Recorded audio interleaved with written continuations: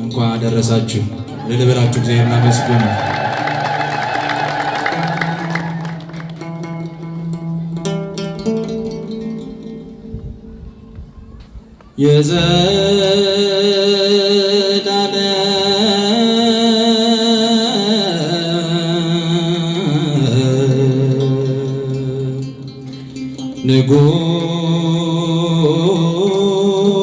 ንጉሥ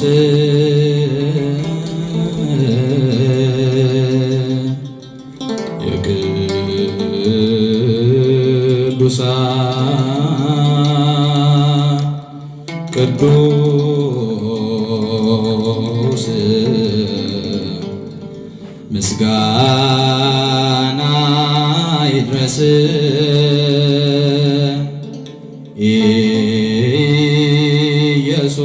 ኢየሱስ ክርስቶስ መዓልትና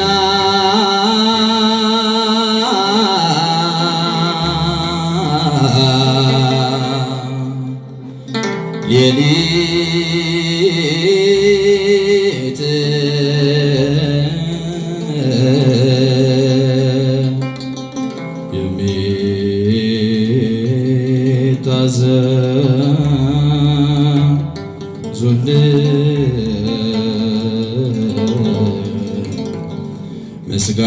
ምስጋና ይድረስ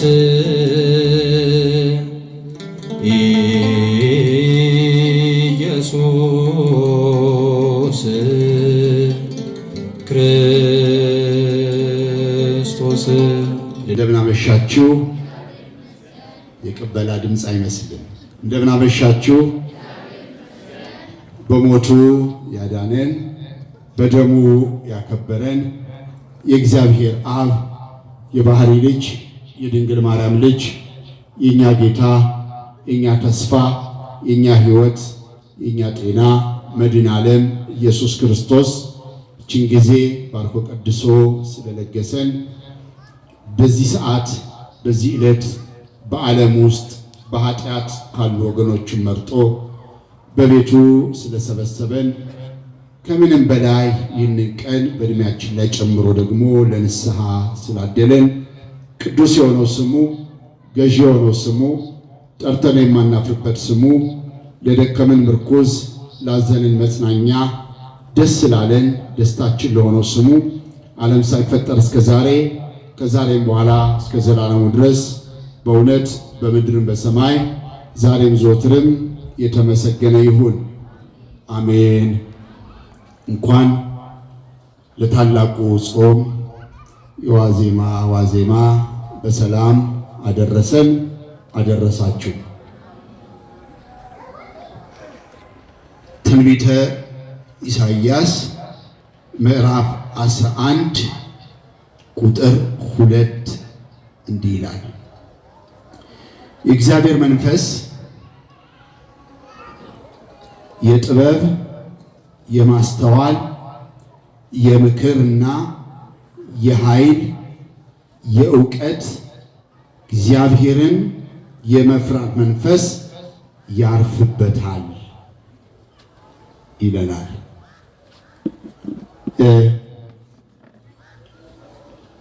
የምንቀበለውን ታላቁን ጾም በእነዚህ 6 ነገሮች አይምሯችንን ብናሳርፍ ይጠቅመናል በማለት የተመረጠ ርዕስ ነው። አለቃ ኪዳነ ወልድ ክፍሌ ቅበላ የሚለውን ሲተረጉሙት መቀበል፣ መያዝ፣ እጅ ማድረግ፣ ገንዘብ መሆን፣ አቀባበል፣ መቀበል በሚል ሰፋ አድርገው ይተረጉሙታል። እኛ ቅበላ የምንለው ከመብል ከመጠጡ አንጻር ባሻገር ያለውን የጌታችንን ጾም እንዴት አድርገን ብንዘጋጅበት የጾሙ ተካፋዮች ልንሆን እንችላለን የሚለውን ከግንዛቤ ለማስገባት ነው። ለምሳሌ አንድ ታላቅ መንፈሳዊ አባት ወደ ቤታችን በእንግድነት ቢመጣ ሰፋፊ ክፍሎችም ቢኖሩን ወይም አንድ ክፍልም ቢኖረን መኖሪያ ማለት ነው፣ ያንን አባት ደረጃውን በሚመጥን ደረጃ እንቀበለዋለን። መኝታ እናዘጋጅለታለን። ስዕል ከሌለው የሚጸልይበት ስዕል እንሰቅልለታለን። ቅዱሳት መጻሕፍት ካለን እናቀርብለታለን። ይህንን ባደረግን ቁጥር እቤታችን የገባውን እንግዳ ለሱ በሚመጥን ደረጃ ለማስተናገድ ነው። ቀበላ ማለት እንዲህ ነው ባጭሩ። ነቢየ እግዚአብሔር ኢሳይያስ ጌታ ሊወለድ 700 ዓመት የቀረው የነበረ ነቢይ ነው። በቤተ ክርስቲያናችን ቋንቋ ወይም በሊቃውንተ ቤተ ክርስቲያን አምስተኛ ወንጌላዊ ይባላል። ይህን ቅድም ያነበብነው ነው የጻፈልን። ወንጌላውያን ስንት ናቸው? ስንት ናቸው? አራት ናቸው። አምስተኛው ማን ነው? ኢሳይያስ። ወንጌላውያን ባልነበሩበት ዘመን ግን ስለ ወንጌል አይቶ የመዘገበልን ማለት ነው። ራሱ የትንቢቱ መጽሐፍ ደግሞ አምስተኛው የወንጌል መጽሐፍ ደግሞ ተብሎ ተሰይሟል። ያሉን የወንጌል መጽሐፍ አራት ናቸው። አምስተኛው ማን ነው ቢባል ትንቢተ ኢሳይያስ ነው። ስለ አዲስ ኪዳን ያልጻፈው ነገር የለም። አሁን እዚህ ላይ የእግዚአብሔር ሰው ወይ መንፈሱ አንድ የእግዚአብሔር ሰው ምን ቢሆን እግዚአብሔር ይጎበኘዋል ባጭሩ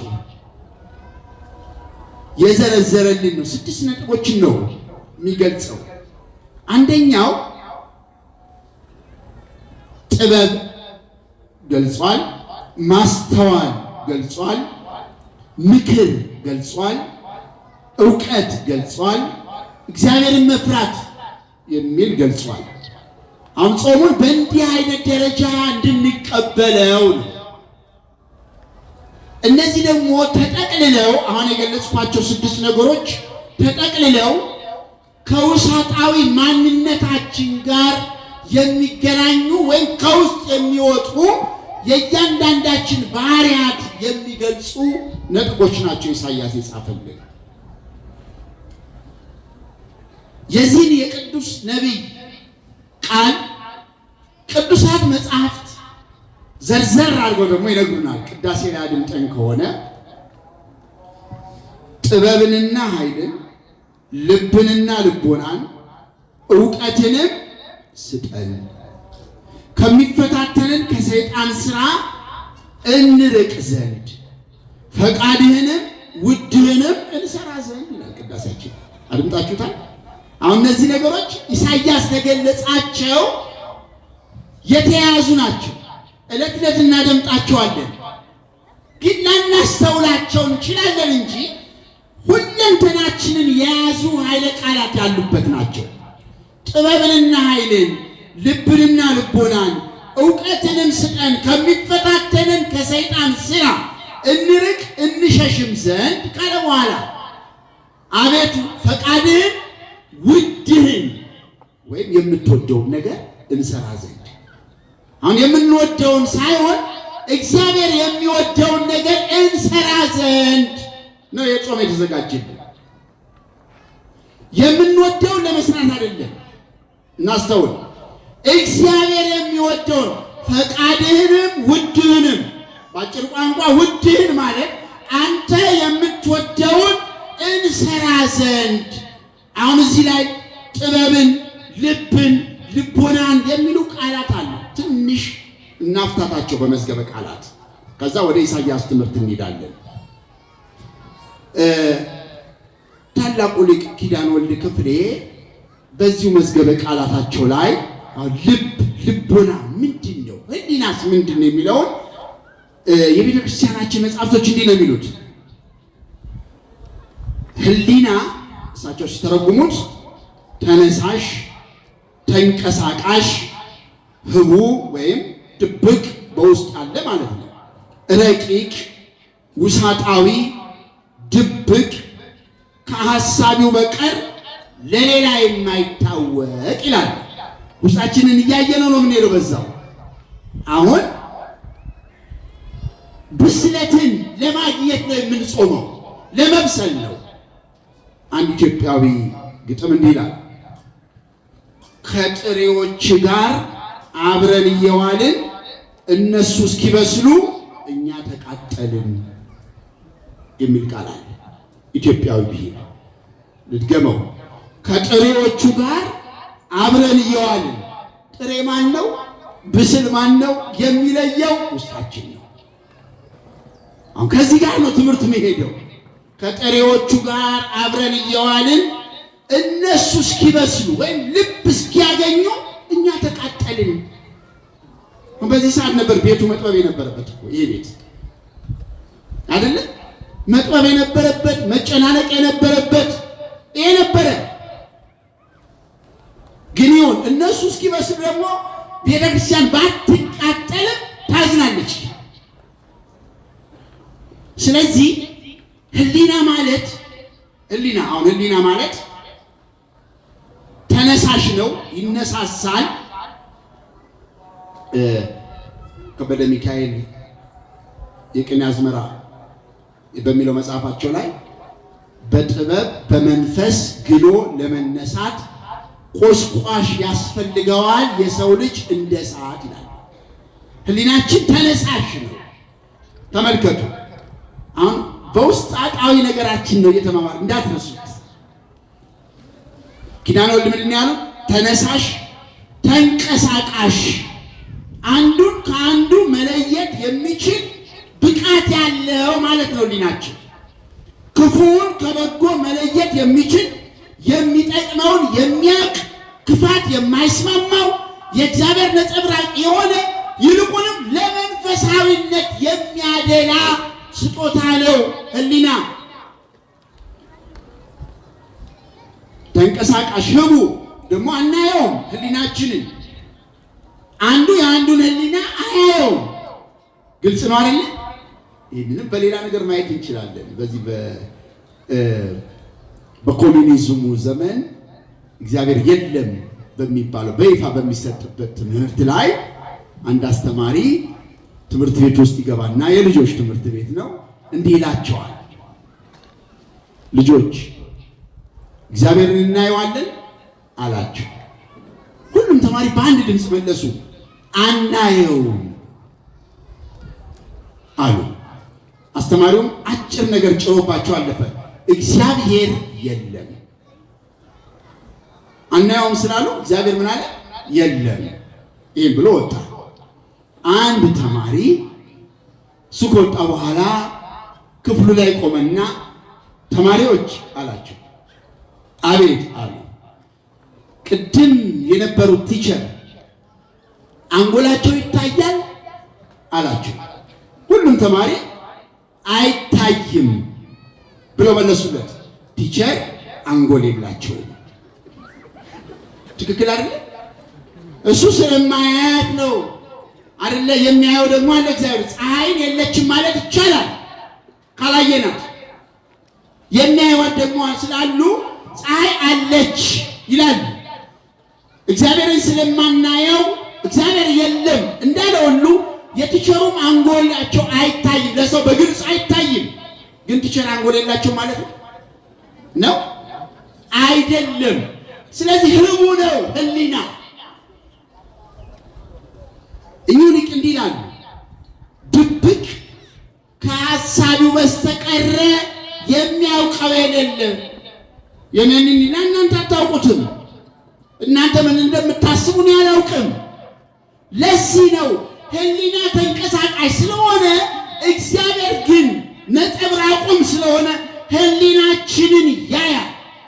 ማን በምን ሁኔታ ጾሙን ለማሳለፍ ምን ብሎ ለመጸለይ እንዳቀደ፣ ለምን እንደሚጾም እንደፈለገ፣ ለምን ክርስቲያን እንደሆነ፣ ለምን የእግዚአብሔርን ቃል መስማት እንደሚገባው ማወቅን ለእግዚአብሔር ብቻ የተገለጸ ነው። ህሊና ይሄ ነው። ልብ የሚለውን ነገር ደግሞ እንዲህ ቅድም ቅዳሴያችን ላይ እንዲህ አይነት ነገር ነው።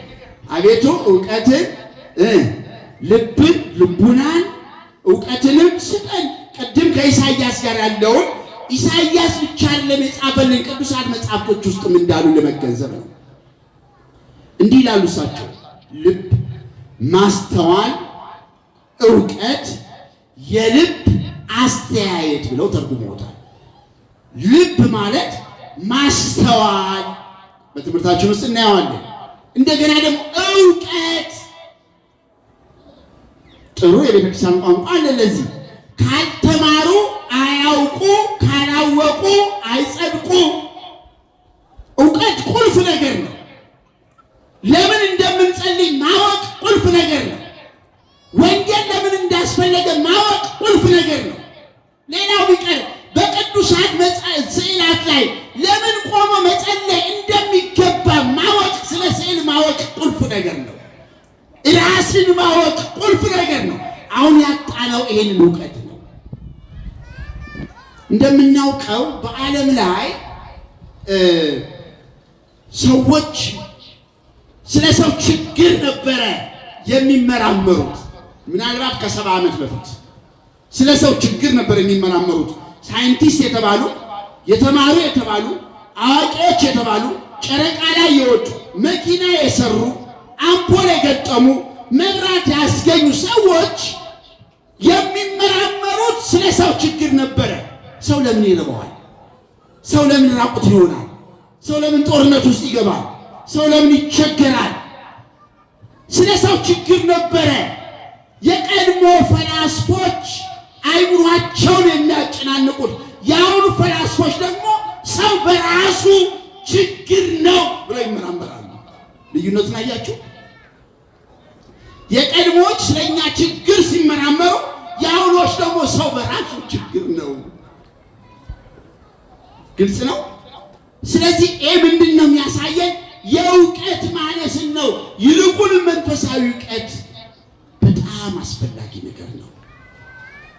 በዚህ ዘመን የአዲስ ኪዳን መጽሐፍ ገልጦ ኦሪት ዘፍጥረት የት ነው ያለው የሚል ወጣት ቤተክርስቲያን ሊኖራት አይገባም። የተገለጠው የአዲስ ኪዳን መጽሐፍ ወጣቱ ቢፈልገው ኦሪት ዘፍጥረት የት ነው? እርግጠኛ ነኝ ይህን እየሰማን እውነት የት ነው ልንል እንችላለን እኮ አሁን ይህን እየሰማን። ስለዚህ ልብ ማለት ማስተዋል፣ እውቀት፣ የልብ አስተያየት ይሉታል። ልቡና ቅዳሴያችን ላይ የተጠቀሰው ምን ልቡና። ልብና ልቡናን ሲለዩት ደግሞ እንዲህ ይለዋል። ልቡና እውቀት፣ ሐሳብ፣ ማስተዋል። ልቡና ማለት ደግሞ ሐሳብ በሚለው ያጠነጥናል። ማሰብ ከዚህ ጋር አያይዘው በጣም የሚደንቀውን ነገር እንዲገልጻሉ። ልብ፣ ልቡና፣ አይምሮ አይንን ይመስላል ይላሉ። ሶስት ነገሮች ስናጠቃልለው ሶስት ነገሮች አይን ይመስላሉ። ልብ ጥቁሩን፣ ልቡና ብሌኑን፣ አይምሮ ደግሞ ብርሃኑን። እዩት ምን ያህል ሊቃውንተ ቤተ ክርስቲያን ከሰዎች መዳን ጋር ቋንቋውን፣ ባህሉን፣ የመጽሐፍ ቅዱስን አብሮት እንዴት እንደሚገልጹት ነው የሚያሳየን። አሁን አይናችን በብርሃን ነው የሚመሰለው፣ ግን እዚህ ላይም ደግሞ አንድ ነገር ያነሳል። አይን ስላለን እናያለን። ከኔ ጋር ናችሁ? አይን ስላለን እናያለን። እርግጠኛ ሆናችሁ ንገሩ። አይን ስላለን እናያለን። ምን ስላለ ነው የምናየው? ብርሃን ስላለ። በጣም ጥሩ አያችሁ። አይን ዋጋ የለው ማለት ነው። አይን ዋጋ የሌለው ምን ከሌለ ነው? ብርሃን ከሌለ። አይን ስላለን አናይም፣ ብርሃን ስላለ ግን እናያለን። ለዚህ ነው አሁንም በቅዳሴ ጊዜ ላይ አቤቱ የእውቀት አይኖችን አንተ ዘወትር ስጠን። ዘወትር ነው የሚለው። በሳምንት አንድ አይልም፣ በአብይ ጾም ዋዜማ አይልም፣ በአጽዋማት ጊዜ አይልም፣ በበዓላት ጊዜ አይልም። የእውቀት አይኖችን አንተ ዘወትር። ስለዚህ አባቶቻችን እንዲህ ይላሉ። ትንቢተ ዳንኤል ምዕራፍ 1 ቁጥር 17 ላይ ባለው ጥቅስ እንጠቅልለው። ለነዚህ ለአራቱ ብላቴኖች ሰለስቱ ደቂቅ አንደኛው ዳንኤልን ማለት ነው። ለነዚህ ለአራቱ ብላቴኖች እግዚአብሔር በትምህርትና በጥበብ ዕውቀትን ማስተዋልን ሰጣቸው። አያችሁ? ለነዚህ ለአራቱ ብላቴኖች እግዚአብሔር በትምህርትና በጥበብ ዕውቀትንም ማስተዋልንም ሰጣቸው። ዕውቀት፣ ማስተዋል፣ ጥበብ፣ ትምህርት እነዚህ ሁሉ ቅድም ነቢየ እግዚአብሔር የእግዚአብሔር ሰው መንፈሱ ብሎ የገለጻቸው 6 ነገሮች ውስጥ የምናገኛቸው ኃይለ ቃላት ናቸው። አንደኛ የጥበብ መንፈስ። የጥበብ መንፈስ ቅዱስ ጳውሎስ በቆላሲስ መልእክቱ ምዕራፍ 4 ቁጥር 5 ላይ ዘመኑን እየዋጃችሁ በውጭ ባሉት ዘንድ በጥበብ ተመላለሱ። አሁን የምንመላለስበት ጊዜ መጥቶልናል። በምን ተመላለሱ ይላል? በጥበብ ተመላለሱ፣ በጸሎት ተመላለሱ፣ የእግዚአብሔርን ቃል በመማር ተመላለሱ፣ በንስሐ ተመላለሱ፣ በቅዳሴው ሰዓት ተመላለሱ፣ እግዚአብሔርን ለማግኘት ተመላለሱ። ይህ ምን ይባላል? ጥበብ። የእግዚአብሔር ሰው መንፈሱ በጥበብ ነው የሚመላለሰው። በግርግር አይደለም፣ በጥሪ አይደለም፣ በጭቅጭቅ አይደለም፣ ካልመጣችሁ በሚል የሰባኪ ቅስቀሳ አይደለም። እግዚአብሔር አስፈላጊ ነው። እግዚአብሔር እስትንፋሴ ነው። እግዚአብሔር ሕይወቴ ነው። እግዚአብሔር መድኃኒቴ ነው። እግዚአብሔር ገዢዬ ነው። እግዚአብሔር ፈጣሪዬ ነው። እግዚአብሔር ለዘላለም በላይ ላይ ነግሶ የሚኖር ኃይል ነው። ይህን ብለን አስበን ስንመላለስ ምን እንባላለን? የጥበብ መንፈስ ያለው ሰው። እንዲህ ይለናል መጽሐፈ ምሳሌ ምዕራፍ 29 ቁጥር 15 በትርና ተግሣጽ ጥበብን ይሰጣሉ፣ ያልተቀጣ ልጅ እናቱን ያሳፍራል። በትርና ተግሣጽ ጥበብን ይሰጣሉ። አዎ መከራ ጥበብን ያመጣል። ክርስቲያናዊ ፈተና ጥበብን ያመጣል። ለዚህ ነው አባቶቻችን በወደቅ ቁጥር አንድ ነገር ይዘህ ለመነሳት ሞክር የሚባለው። መውደቅ ምንም ማለት አይደለም። ከውድቀት መማር ግን ጸጋ ጥበብ ነው። ጭቃ ውስጥ እንደገባ የመኪና ጎማ እዚያው ለዚያው መሽከርከር አግባብ አይደለም። ቀስ ብሎ መሄድ ግን ጥበብ ነው።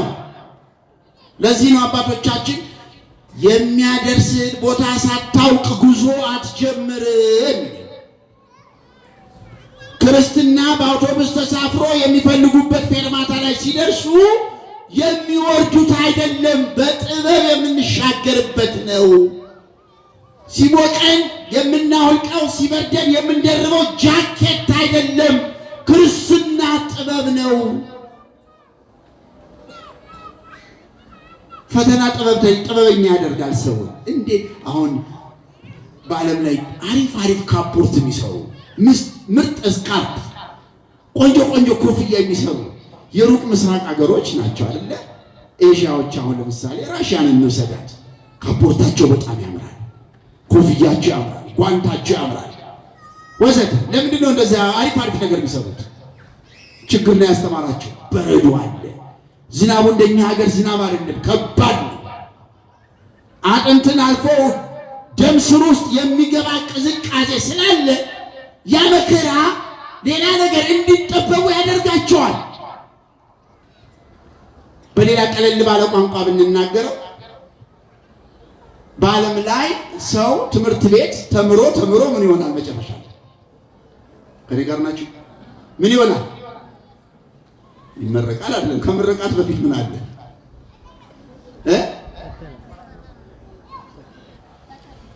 አንዳችሁ ንገሩኝ እስቲ። ሰው ይፈተናል። የሕፃን ልጅ ድምፅ ነው የሰሙት። ይፈተናል። በቤተ ክርስቲያን ውስጥ ተፈትነን ገልብጡት እንማራለን። በዓለም ላይ ያለውን ልዩነት ይሁን ተምረን እንፈተናለን። በክርስትና ሕይወት ደግሞ ተፈትነን ምን እንሆናለን? ያ ጥበበኛ ያደርገናል። ስለዚህ የእግዚአብሔር ሰው መንፈሱ በጥበብ ይመላለሳል። አሁን በጥበብ የምንመላለስበት ጊዜ ነው ጥበበኛ ነው የሚባለው። አንድ ሰው ሲጸልይ፣ ሲያመልክ፣ ሲዘምር፣ ሲዘፍን አይደለም። ሲጾም፣ ሲበላ አይደለም። እንደውም በሰለጠነው ዓለም እኮ በዓለም ላይ ከሚሰሩ ከ100% ወንጀሎች 80% የሚሆኑት በጥጋብ አማካኝነት የሚሰሩ ወንጀሎች ናቸው ይላሉ። እውነት ነው። የሀገራችንም ቋንቋ እኮ ግልጽ ነው። ከተራበ ይልቅ ለጠገበ አዝናለሁ አይደለም የምንለው? አይደለም እንዴ? አዎ፣ ከተራበ ይልቅ ለጠገበ አዝናለሁ። የጠገበ ሰው ነው ሰውን የሚጥለው። የጠገበ ሰው ነው ሰውን የሚረግጠው። የጠገበ ሰው ነው ከእግዚአብሔር የሚኮበልለው። የጠገበ ሰው ነው ሰውን ችግር ውስጥ የሚከተው። የጠገበ ሰው ነው ህብረተሰቡን የሚያደፈርሰው። የጠገበ ሰው ነው ለሀገር ሸክም የሚሆነው። ስለዚህ ከተራበ ይልቅ ለጠገበ አዝናለሁ። ስለዚህ መራብ ማለት መንፈሳዊ ረሃብ ጥበበኝነት ነው። ጥበበኝነት ነው። የእግዚአብሔር ሰው በጥበቡ ይታወቃል። ሌላው ኢሳይያስ የነገረው ሁለተኛው የማስተዋል መንፈስ ቅዳሴያችን ላይ እናደምጥ የለ እናስተውል ሲባል የማስተዋል መንፈስ መጽሐፈ ምሳሌ ምዕራፍ 3 ቁጥር 5 ላይ እንዲህ ይለናል፣ በራስህ ማስተዋል አትደገፍ። ይኸውላችሁ በራስህ ማስተዋል አትደገፍ። በወጣትነት አትደገፍ። በቤተሰብ አትደገፍ።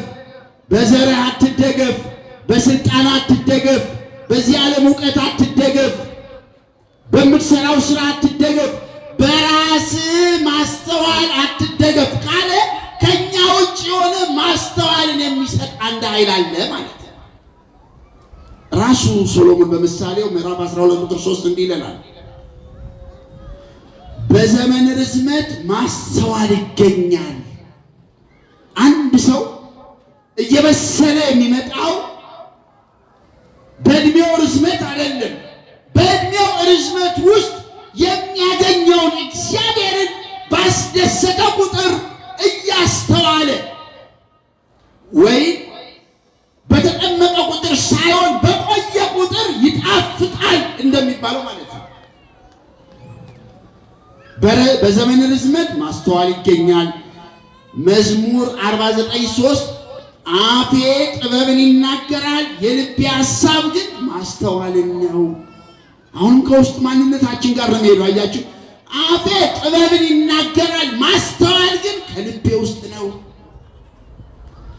በአንድ ተረት እናዳብረዋለን። ይሄንን ራሱ መጽሐፈ ምሳሌ ምዕራፍ 14 ቁጥር 29 እንዲህ ይላል፣ ለትዕግስተኛ ሰው ብዙ ማስተዋል አለው።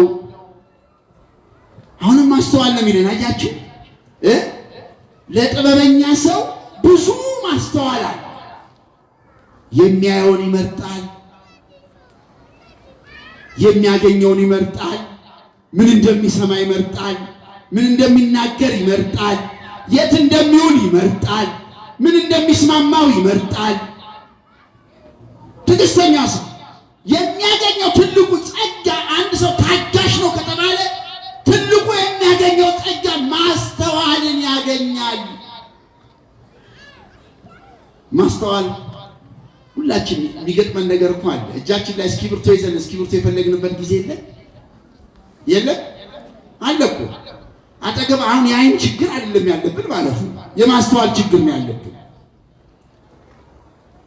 ልባችን፣ ነፍሳችን፣ ህሊናችን ምን እንደሚያሳርፋት ይልቁንም ነፍሳችን ምን እንደሚበጃት ታውቃለች። ስጋ ግን ያባክናታል፣ ያስጨንቃታል፣ ያስለቅሳታል፣ ያባክናታል፣ ያንገዳግዳታል፣ ብሎም ይጥላታል። ውስጥ ይከታታል። ተመልከቱ። ነፍስ ግን በተፈጥሮዋ አስተዋይ ናት፣ የሚጥማትን ታውቃለች። አንዱ በግ ሊገዛ ይሄዳል። ባለበጉ 3000 ብር አለው። እንዴ 3000 ብር ትላለህ? በ3000 ብር ማስ የጠገበ አህያ አልገዛም እንዴ ሲለው የሚጥምህን አንተ ታውቃለህ አለው ይላል። አይደለ? የሚጥመውን ያውቃል ሰው። ይሄን እገዛለሁ ካለ የሚጥመውን የሚያውቀው ሰውየው ነው፣ ሻጩ አይደለም። ነፍሳችን የሚጥማትን ታውቃለች። ጥማቷ ምንድነው ካልን ሰው በእንጀራ ብቻ አይኖርም። መለኮታዊ ቃል በቆሮንቶስ ገዳም ጌታችንን ይህንን ድንጋይ ዳቦ አድርገህ እንብላ ሲለው ለዘላለሙ የማይፋቅ ኃይለ ቃል የተናገረው ሰው በእንጀራ ብቻ አይኖርም ከእግዚአብሔር አፍ በሚወጣው ቃል ጭምር እንጂ። ተመልከቱ። በነገራችን ላይ የእግዚአብሔርን ቃል በሰማን ቁጥር ነፍሳችን እኮ ንጹህ ትሆናለች። እንመነኝ። የዮሐንስ ወንጌል ምዕራፍ 15 ቁጥር 3 ላይ ከነገርኳችሁ ቃል የተነሳ ንጹሐን ናችሁ ይላል። ክብር ምስጋና ይግባው። ከነገርኳችሁ ቃል የተነሳ ምንድናችሁ? ንጹሐን ናችሁ። ስንዘምር እኮ ነፍሳችን እየነጻች ነው የምትሄደው። የእግዚአብሔርን ቃል በሰማን ቁጥር ነፍሳችን እየነጻች፣ የመለኮታዊ ቃል ነው። ሰው በእንጀራ ብቻ አይኖርም። እውነት ነው። የእግዚአብሔር ቃል በምግብ ደረጃ እንየው፣ ለነፍስ እርካታ እንደሆነ እንየው፣ ለውስጥ ሙላታችን እንደሆነ እንየው፣ ረሃብን የሚያስታግስ ታላቅ ምግብ እንደሆነ እንየው። የአባቶቻችን የዕድሜ ርዝመት፣ የእምነት ጽናት፣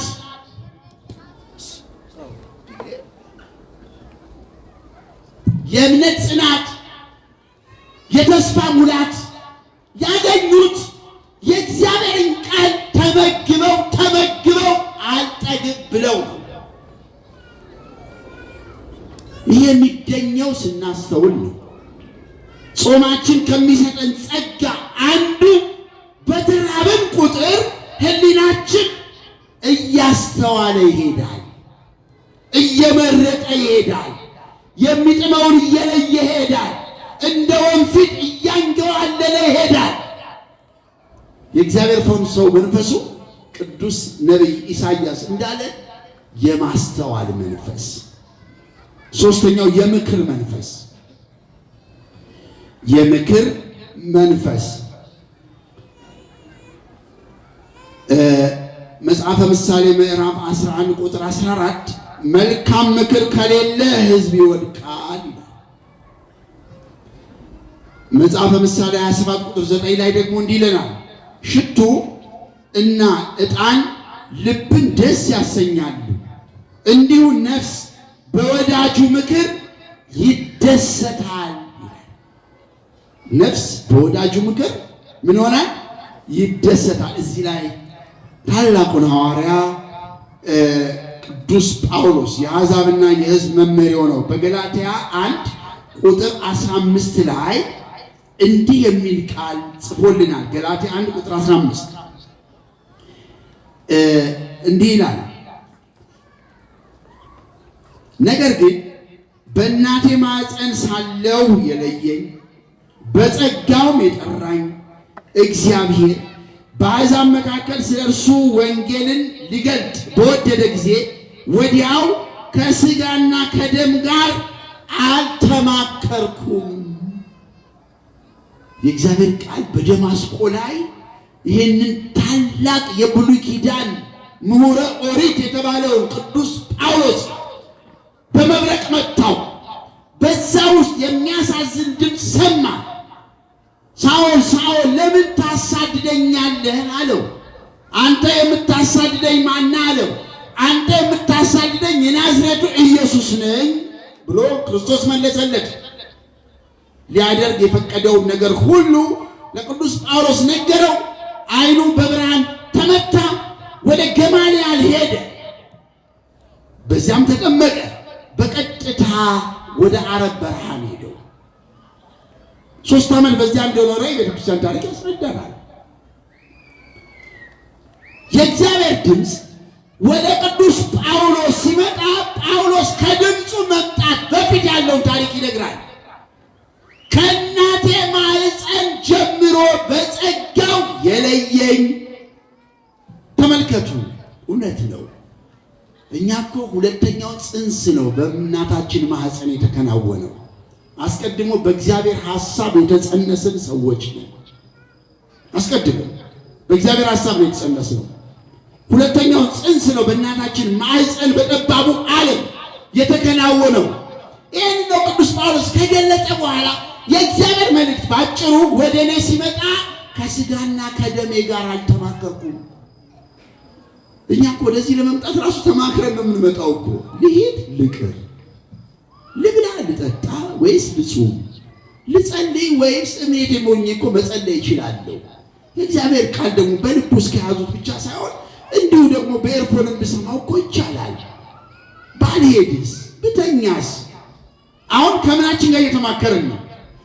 ከሥጋና ከደማችን ጋር እየተማከርን ነው። ተመልከቱ፣ ቅዱስ ጳውሎስን የመሰለ ሐዋርያ የእግዚአብሔር ጥሪ ሲመጣለት ከሥጋውና ከደሙ ጋር አልተማከረም። የመጣልኝ ጥሪ ለእኔ በቂ ነው ያለው። ተመልከቱ። ስለዚህ የምክር መንፈስ ነፍስን ደስ የሚያሰኝ የባልንጀራ ምክር አለ አይደለ? ልክ እንደዚህ ሁሉ ቤተ ክርስቲያን ለእኛ ያላት ዓላማ ይህን ያህል ምክር እንድንለወጥ፣ በእምነት እንድንቆም፣ ሰው እንድንሆን፣ እንድናመልከው፣ ሰውነታችን በተገቢው መንገድ ተጠብቆ ወደዚህ ዓለም መጨረሻ እንኳ ብንደርስ በክብር እንድናርፍ፣ ነፍሳችን በዘላለማዊ ሕይወት እንድትኖር ቤተ ክርስቲያን ትመክራለች። ቤተ ክርስቲያን ትመክራለች። ይህን ምክር የሚቀበል ሰው ምን ይባላል? የምክር መንፈስ ያለው ሰው። ኢሳይያስ እንዲህ ይላል፣ የኃይል መንፈስ፣ የኃይል መንፈስ። መጽሐፈ ኢዮብ ምዕራፍ 26 ቁጥር 2 ኃይል የሌለውን ምንኛ ረዳኸው ይላል። ፊልጵስዩስ 4:13 ላይ ደግሞ ኃይልን በሚሰጠኝ በክርስቶስ ሁሉን እችላለሁ።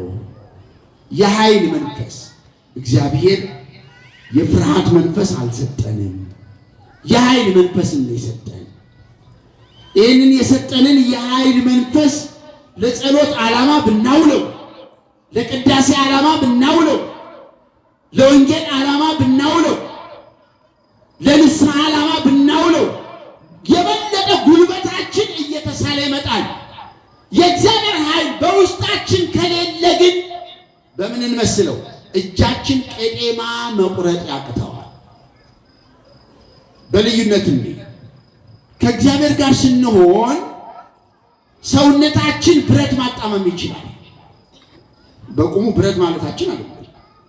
አሁን ከእግዚአብሔር ጋር ስንሆን ሰውነታችን ብረት ማጣመም ምን ማለት ነው? ከባዱን ችግር መሻገር እንችላለን። የሚወርደውን እንባችንን ማስቆም እንችላለን። ያጣነውን እንቅልፍ ማምጣት እንችላለን። የደፈረሰብንን የውስጥ ሰላም ማስገኘት እንችላለን። ይሄ ማለት ምን ማለት ነው? ብረት ማጣመም የሚችል ኃይል አለን። የእግዚአብሔር ኃይል በውስጣችን ከሌለ ግን ቄጤማ መቁረጥ ያቅተናል። ቄጤማ ለመቁረጥ እኮ ጉልበት ይጠይቃል። ሕፃን ልጅም ይቆርጠዋል እኮ። ይሄ ማለት ደግሞ ምን ማለታችን ነው? ቄጤማ መቁረጥ ማለት በትንሹ የምናለቅስ፣ በትንሹ የምንበሳጭ፣ በትንሹ ነገር ግራ የሚገባን፣ በትንሹ ነገር በእኔ ላይ ብቻ ሰማይ ሊደፋ ነው ብለን የምንሰጋ፣ በትንሹ ነገር ሰዎች እንኳን ከሩቅ አይተው ሲስቁብን በእኔ ላይ ነው እንደ የሳቁት ብለን የምንጨነቅ፣ አረማመዳችን የሚጠፋን በትንሹ። ይህ ማለት ምን ማለታችን ነው? ቄጤማ መቁረጥ ያቅተናል። ስለዚህ ውስጣችን ምን የለም ማለት ነው? የእግዚአብሔር የኃይል መንፈስ የለም። ስለዚህ እግዚአብሔር ጾምን የሚሰጠን ይህንን ጉልበት እንድናዳብር ነው፣ ተስፋ እንድናደርግ ነው። ሁለት በሽተኞች አንዱ በማይድን በሽታ አንዱ ደግሞ በሚድን በሽታ ሆስፒታል ግራና ቀኝ አንድ አልጋ ላይ ሆነው ይታከማሉ። ከኔ ጋር ናችሁ? ከኔ ጋር ናችሁ? አንዱ በማይድን በሽታ ውስጥ ያለው ሁልጊዜ ጥቁር መነጽር ነው የሚያደርገው። አይተኛም። ቁጭልና የአጋጣሚ ነገር በመስኮቱ በኩል ነው ያለው። ሁልጊዜ በመስኮቱ በኩል ያየ እየመሰለ አይኑ ግን ስለማያይ ከጎን ያለውም ደግሞ በሽተኛ ይህን ስለማይረዳ በሱ ውስጥ ያለው በሽታ ደግሞ የሚድን መሆኑን ይሄኛው በሽተኛ ስላልተረዳ ሁልጊዜ የተስፋ ንግግር ይነግረዋል። አቤት እነዛ ልጆች እንዴት ነው የሚወርቁት ይላል። ከጎን ያለው በሽተኛ ኧረ እባክህ ይለዋል። እንደገና ደግሞ በነጋታው አቤት ያ ጀልባ እንዴት ያምራል፣ እንዴት ነው የሚንቀሳቀሰው ይላል። ጀልባ እያየህ ነው ይለዋል። አዎ እያየሁ ነው። እንደገና ደግሞ በሶስተኛው ቀን አቤት አለባበሳቸው እንዴት ያምራል፣ እነዛ ሰዎች ሲሄዱ ደግሞ ሳቃቸው ይላል። ያም ደግሞ ጥሩ ጥሩ ልብስ እያየህ ነው ይለዋል። አዎ እያየሁ ነው። ቀና ብሎ እንዳይ ደግሞ ያኛው መነሳት አይችልም። ይህን ሲነግረው የነበረ ሰው ሞተ። ይሄኛው ደግሞ በየጊዜው በተስፋ እየተሞላ አንድ ቀን ከወገቡ ቀና ሲል እሱ ያይበት በነበረው መስኮት ላይ ምንም ነገር የለም። ከዛ ነርሷን ጠራት ይላል። ያቺ ነርስ አሁን እኮ ሁልጊዜ ጀልባ አየሁኝ፣ ሕፃናት ሲዘሉ አየሁኝ፣ ጥሩ ልብስ ሲለብሱ አየሁኝ፣ ሲስቁ አየሁኝ፣ እንዲህ ሲሆኑ አየሁኝ ይለኝ ነበረ። የት አለ አለ። ኧረ እሱ እኮ አይን የለውም እኮ አያይም ማለት ነው። ለካ በበሽታው ተስፋ ቆርጦ ደንዝዞ አይምሮ ደክሞ እንዳይኖር ተመልከቱ። ይሄን ነገር ይነግረው የነበረው ቤተክርስቲያን የዚህን ያክል መስዋዕትነት እንደምትከፍልን ታውቃላችሁ። አጭር ምሳሌ ነው። ይሄኛው በተስፋ ተሞልቶ ምን አገኘ? ጉልበት፣ ኃይል። ከነገ ዛሬ ተነስቼ እሱ ያየውን አያለሁ እያለ ነው መንፈሱን ያበረታታው። የዚህ ዓለም ሰው እንኳን ያደርጋል እኮ። ለምን ደነዘዝንኛ? ለምን ግራ ገባንኛ? ለምን ወደ እግዚአብሔር መጠጋት አቃተንኛ?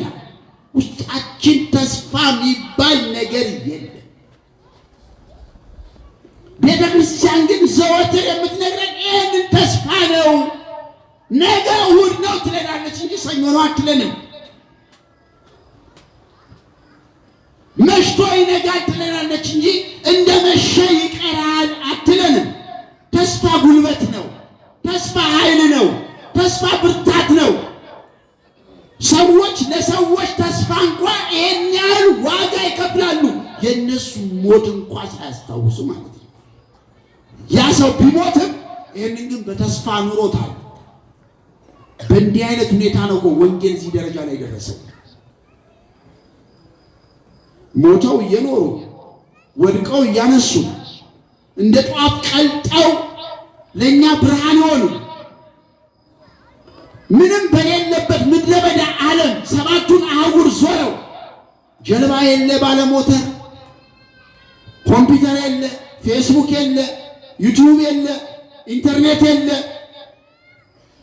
ባለ ኮምፓስ መርከብ የለ፣ የረባ መጓጓዣ በሌለበት ሂዱና አስተምሩ ተብሎ በተሰጣቸው በምኔ አስተምራለሁ ሳይሉ ሰባቱን አህጉር በተስፋ የተቀበሉት ቅዱሳን ብፁዓን ንጹሐን በሆኑ ሐዋርያት ተስፋ ነው ወንጌል እዚህ ደረሰ። አፍሪካ 54 አህጉር አላት አይደል? እስቲ አስቡት ወንጌል እንዴት ደረሰ እዚህ። ተስፋ ተስፋ ባላቸው አባቶች፣ ነገን በተመለከቱ አባቶች፣ ነገን አጨልመው ባላዩ አባቶች፣ ነገ ግራ ባላጋባቸው አባቶች ግን የኃይል መንፈስ በተሞሉ አባቶች ወንጌል እዚህ ደረሰ። እኛ ወንጌልን አናጨልም።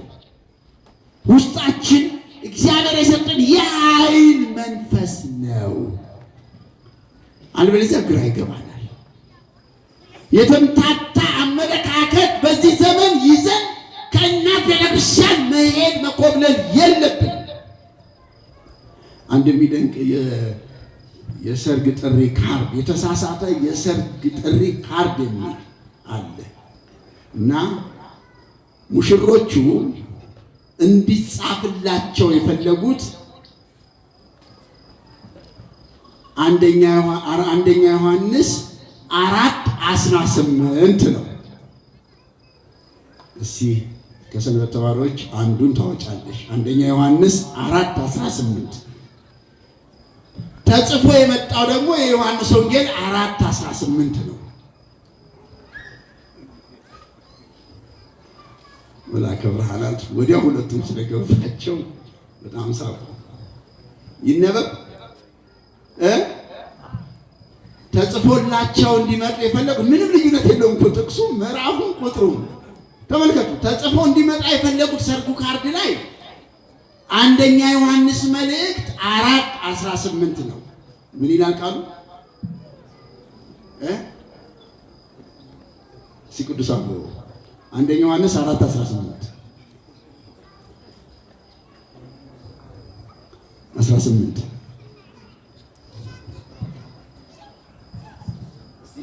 ፍጹም ፍቅር ፍርሃትን አውጥቶ ይጥላል እንጂ በፍቅር ፍርሃት የለም።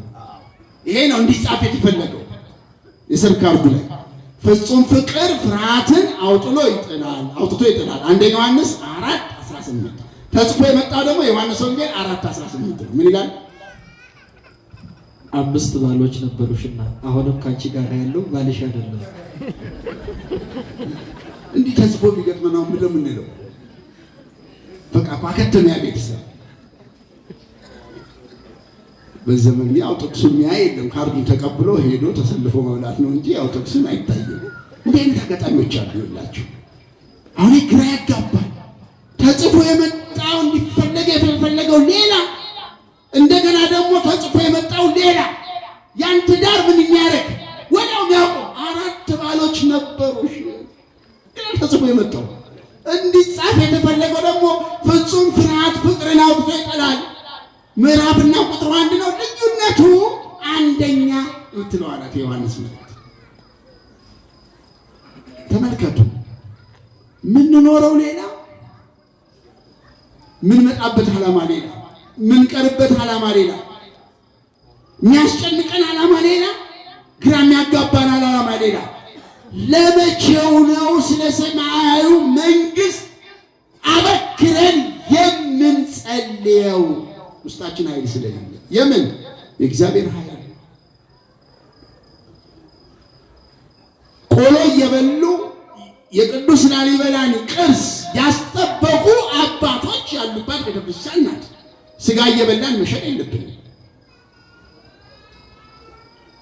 ስለዚህ የቀድሞ አባቶች መንፈስ ይሁን ያ ነገር እንደ አሁን ቤተክርስቲያናችን እኮ ደስ የሚለው በአንደኛው 100 ክፍለ ዘመን ይቀርብ የነበረው የዕጣን መዓዛ ነው እኮ ዛሬ የምናሸተው። 21ኛው ክፍለ ዘመን ላይ ቆመን የምናሸተው አልተቋረጠም። ሕይወቷ፣ ሰንሰለቷ፣ ሐዋርያዊ ትውፊቷ፣ የእምነት አመለካከቷ፣ አዲ ቤተክርስቲያንነቷ አልተቋረጠም። በአንደኛው 100 ክፍለ ዘመን ይሸተት የነበረው ዕጣን በ21ኛው ክፍለ ዘመን በዚህ ቤተክርስቲያንም ይሸተታል። መዓዛው አልተቀየረም። እኛ ነን የቀየርነው ባለመማር፣ ባለማወቅ፣ ለማወቅ ፍላጎት ባለመኖር። አቤት በዚህ ሰዓት ያለው የቡና ቤት ጥበት፣ የጭፈራ ቤት ጥበት፣ የዳንስ ቤት ጥበት፣ የስጋ ቤት ጥበት ሲናስተውል። ስለዚህ እንዲህ አይነት ኃይል በውስጣችን እንዲኖር ነው የኃይል መንፈስ ጾም ከሚያመጣልን ጸጋ የኃይል መንፈስ ቅዱስ ጳውሎስም ስደክም ያን ጊዜ ኃይለኛ እሆናለሁ ነው የሚለው። የእውቀት መንፈስ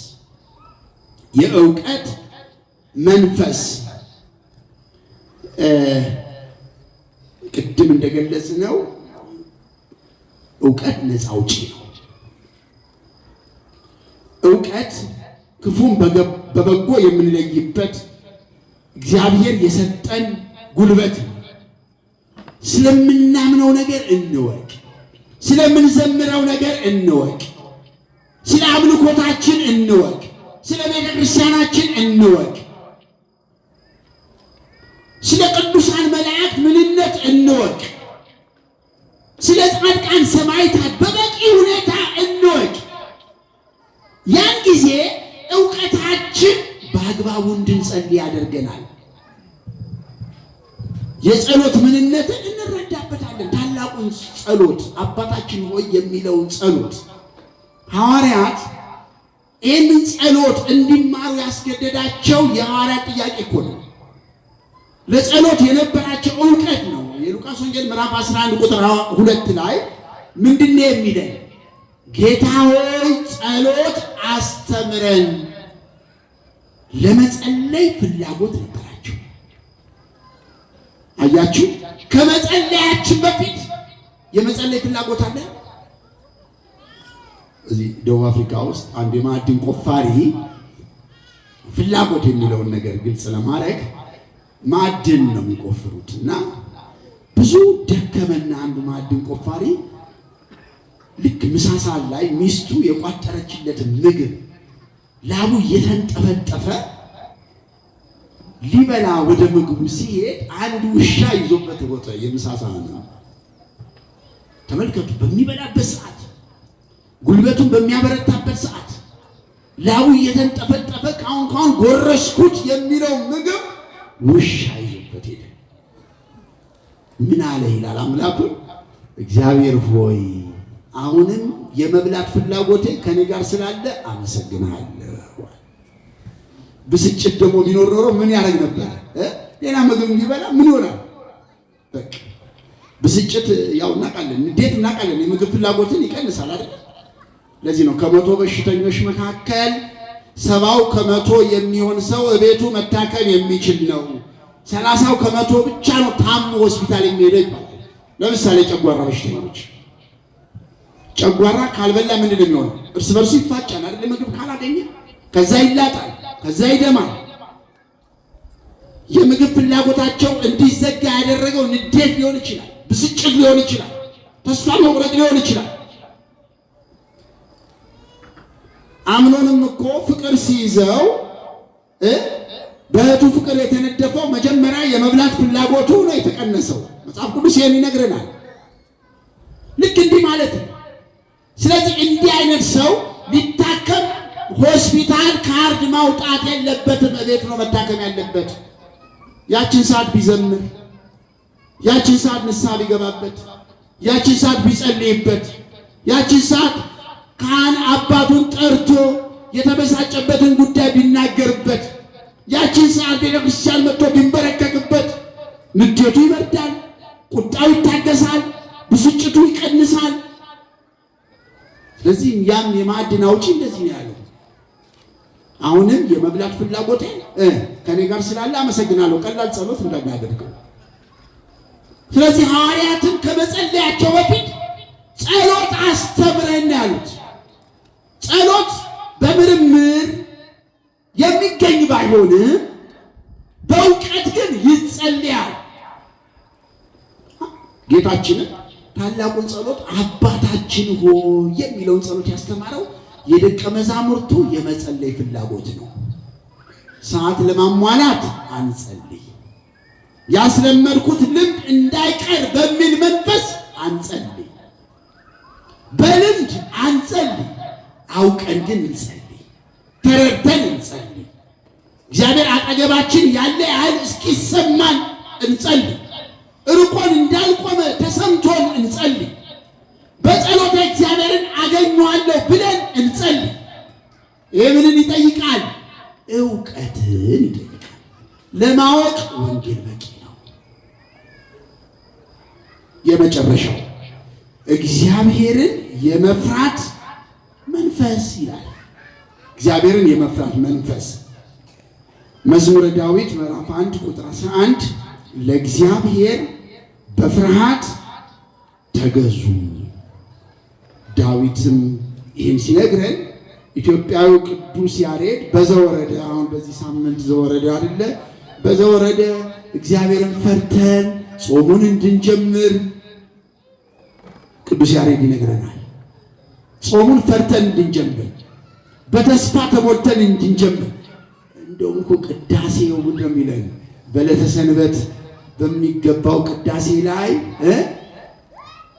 ወደ ቤተ ክርስቲያን ሲገባ አንድ ካህን አንድ ምዕመን እለያለው ከዓለም ተሰድቼ ነው የመጣሁት ከዚህ ህብረት እለያለው ብለህ አታስብ ይለናል። በዕለተ ሰንበት ሁሉ ጊዜ ቅዳሴውን በተስፋ እንዲጀምረው ነው። ልክ እንደዚህ ሁሉ ጾሙንም ስንጀምር እግዚአብሔርን በመፍራት ስንጸልይ በመፍራት እየመጣን በመፍራት እያመለክ ነው በመፍራት በድንጋጤ ምናምን አይደለም እኮ እያመለክ ነው በመፍራት ተጠቃሚ ነው የምንሆነው፣ ተጎጂ አንሆንም። የጥበብ ሁሉ መጀመሪያው እግዚአብሔርን መፍራት ነው የሚለን ለዚህ ነው። ኢትዮጵያዊ ቅዱስ ያሬድም እግዚአብሔርን በመፍራት ጾሙን እንድንጀምረው ያዘናል። ለእግዚአብሔር በፍርሃት ተገዙ።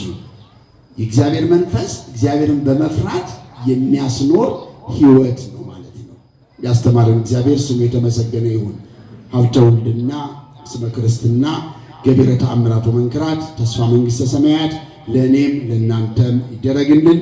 የመድኃኔዓለም ቸርነት የእናታችን የእመቤታችን የቅድስት ድንግል ማርያም ምልጃ ጸሎት የቅዱሳን አባቶቻችን ረድኤት በረከት በምንወዳት ሀገራችን በምንማርባት ቤተክርስቲያናችን በስጋም በመንፈስ በወለዱም ቤተሰቦቻችን ላይ ለዘላለሙ ጸንቶ ይኖር።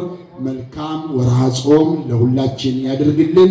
የውስጣችንን ሐሳብ የሚፈጸምበት እንቅልፍ የነሳን ጉዳይ ያስለቀሰን ጉዳይ ሁሉ የሚቆምበት ደስ የሚል የጾም ወራት ያድርግልን። ወስብሐት ለእግዚአብሔር። አሜን።